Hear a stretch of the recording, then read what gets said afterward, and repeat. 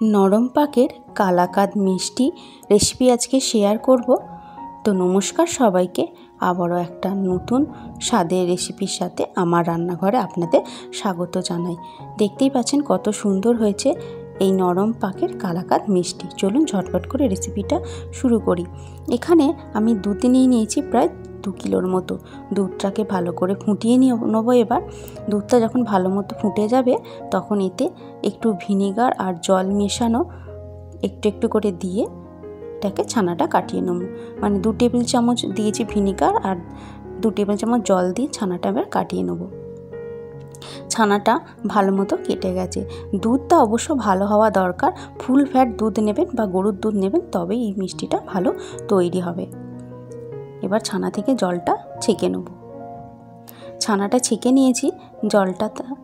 এবার ছানাটাকে ভালো করে একটু ধুয়ে নেবো, যেহেতু আমি ভিনেগার দিয়ে কাটিয়েছি, যাতে ভিনেগারের কোনো স্বাদ এতে না থাকে, টক ভাবটা, সেই জন্য এটাকে একটু ঠান্ডা জল দিয়ে একটু ধুয়ে নিলাম।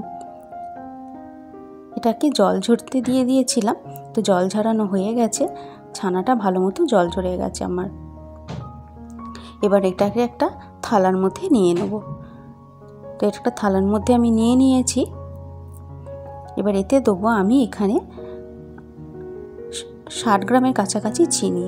মানে এই কাপটা হচ্ছে 100 গ্রাম, তার কিছুটা কম আমি দিচ্ছি আন্দাজ অনুযায়ী। 60 গ্রামের কাছাকাছি আমি চিনি দিলাম। এবার চিনি আর এই ছানাটা ভালো করে হাতের সাহায্যে মেখে নেব, যাতে ছানার মোটা একদম নরম মসৃণ হয়ে যায়, এই ছানার মধ্যে কোনো দানা না থাকে। তাই একটা সময় নিয়ে 10 থেকে 15 মিনিট ধরে ছানাটাকে ভালো করে মেখে নিতে হবে। ছানাটা যখন একদম মসৃণ হয়ে যাবে তখন এটা রেডি হবে। তো 10 থেকে 15 মিনিট ভালো করে মেখে নিয়ে দেখুন ছানাটা একদম মসৃণ হয়ে গেছে, কোনো দানা ভাব এতে আর নেই। তো এটা রেডি আছে। এবার প্যানেতে আমি আরেকটু দুধ বসিয়ে দিয়েছি। এখানে 200 গ্রামের মতো দুধকে আমি বসিয়ে দিয়েছি। এবার দিয়ে দেবো এখানে 100 গ্রামের কাছাকাছি গুঁড়ো দুধ। দুধটা দিয়ে ভালো করে ফুটিয়ে নেবো, মানে একটু ঘন করে নেব। তো ভিডিওটা ভালো লাগলে লাইক, শেয়ার, কমেন্ট, চ্যানেলটা সাবস্ক্রাইব করে পাশে থাকবেন আরও নিত্য নতুন রান্নার ভিডিও বা রেসিপি পাওয়ার জন্য। তো দুধটা ফুটিয়ে ভালো করে আমি ঘন করে নিয়েছি। এরপর যে ছানাটা মেখে রেখেছিলাম সেই মাখা ছানাটা এতে দিয়ে দেবো। দিয়ে কন্টিনিউ এটাকে এবার নাড়তে থাকবো।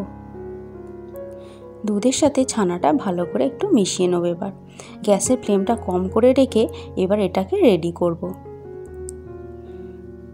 দুধ ছানা ভালো করে মিশিয়ে নেব।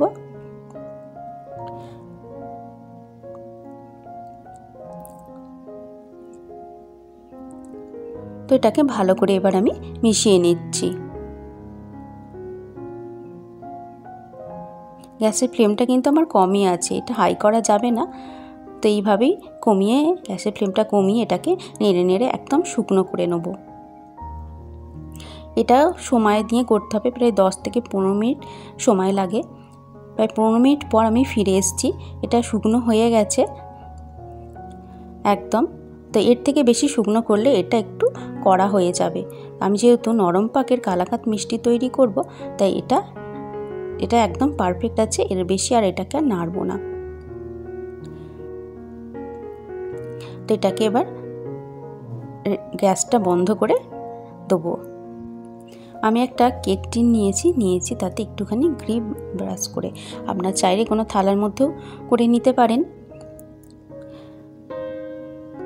কেক টিনটাতে অল্প পরিমাণে ঘিটা ব্রাশ করছি, দিয়ে তার উপরে আমি এখানে একটা পেপার দেবো, যাতে তাড়াতাড়ি উঠে আসে, এই জন্য, যাতে তোলার সময় কোনো অসুবিধা না হয় বা সন্দেশগুলো ভেঙে না যায়। এর উপরেও একটুখানি ঘি দিয়ে আমি ব্রাশ করে দেবো।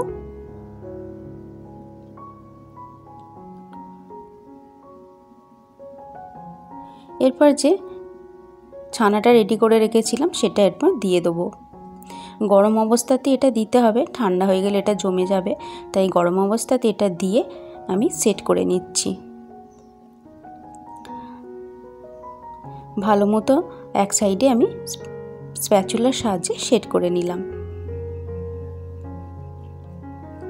এবার এটাকে আমি রেখে দেবো ফ্রিজে প্রায় 6 থেকে 7 ঘন্টার জন্য। 6 থেকে 7 ঘন্টা পর আমি এটাকে বার করে নিয়ে এসেছি। উপর থেকে কিছুটা আমি কুচনো পেস্তা ছড়িয়ে দিচ্ছি। আপনারা চাইলে অন্য কোনো ড্রাই ফ্রুটসও এটা দিয়ে দিতে পারেন।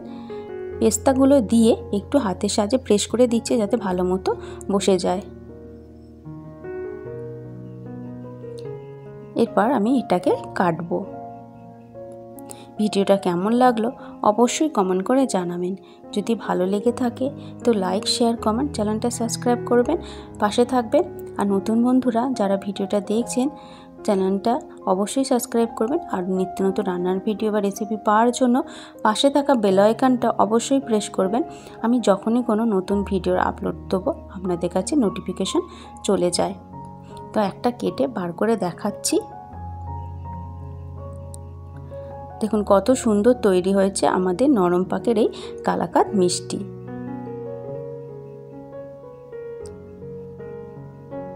এবার সবগুলোকে একটা একটা করে কেটে বার করে নেব।